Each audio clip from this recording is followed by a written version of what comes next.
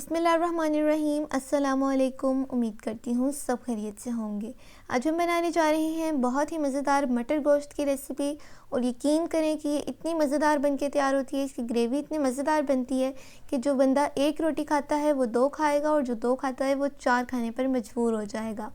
ये बहुत ही मज़ेदार है और बहुत जल्दी बन के रेसिपी तैयार होती है। इसे बनाना शुरू करते हैं। सबसे पहले यहाँ पर हम एक कढ़ाई ले लेंगे और इसके अंदर मैंने यहाँ पर बीफ ले लिया है, बग़ैर हड्डी के, बिल्कुल गोल बोटी है, ये आप लोग चेक कर सकते हैं। इसका साइज़ अब हम ये आधा किलो बीफ है, हम इसे जो है कढ़ाई में शामिल कर देंगे।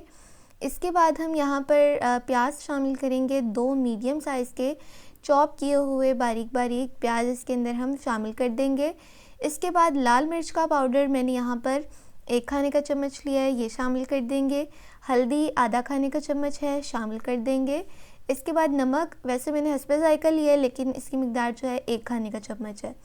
यहाँ पर मैंने 8 से 10 लहसुन के जवे लिए हैं, ये भी शामिल कर देंगे। 5 से 6 अदद मैंने यहाँ पर कटी हुई हरी मिर्चें ली हैं, ये भी शामिल कर देंगे। और इसके बाद यहाँ मैंने 1 लीटर पानी इसके अंदर शामिल कर दिया है। अब हम कढ़ाई को 1 घंटे तक के लिए बंद करके इसे कवर करके रख देंगे पकने के लिए, ताकि गोश्त हमारा सॉफ़्ट हो जाए। अगर आप लोग इसे प्रेशर कुकर में बनाएंगे, बस फिर आप लोगों को जो है 10 से 15 मिनट लगेंगे इसे बनाने में, तो लेकिन मैंने यहाँ पर कढ़ाई में बनाया है तो यहाँ पर मुझे 1 घंटा लगा है। गोश्त यहाँ पर हमारा अच्छी तरीके से गल चुका है। अब हमने इसके अंदर जो है टमाटर शामिल करने हैं। एक बड़ा साइज़ का मैंने टमाटर ले लिया है, इसे छोटे छोटे टुकड़ों में काट कर इसके अंदर शामिल कर दिया है। दही लिया है 1 कप, इसके अंदर शामिल कर देंगे। इसके बाद यहाँ पर हम इसे ना अच्छी तरीके से मिक्स कर लेंगे। मिक्स करने के बाद आप लोगों ने थोड़ी देर तक इसे मिक्स करना है। इसके बाद मैंने यहाँ पर इसके अंदर अदरक का पेस्ट शामिल किया है, 1 खाने का चम्मच। लहसुन के जवे पहले मैंने शामिल कर दिए थे। अब यहाँ पर इसे भी हम मिक्स कर लेंगे और फिर हम यहाँ पर इसको भी कवर करके रख देंगे जब तक कि जो है ग्रेवी हमारी यहाँ पर थोड़ी सी थिक ना हो जाए और इसका पानी जो है वो कम ना हो जाए।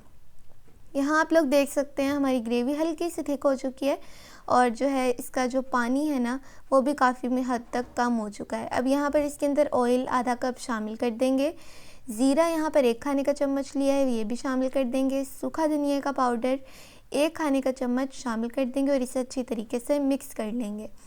मिक्स करने के बाद आप लोगों ने इसे कवर करके रख देना है थोड़ी देर के लिए, ताकि जो हमने मसाले जितने अब डाले हैं ये सारे अच्छे तरीके से पक जाएं। ये देख सकते हैं आप लोग, इसका ऑयल भी ऊपर आ चुका है और ग्रेवी भी थिक हो चुकी है अच्छी तरीके से। अब हम इसके अंदर मटर शामिल करेंगे।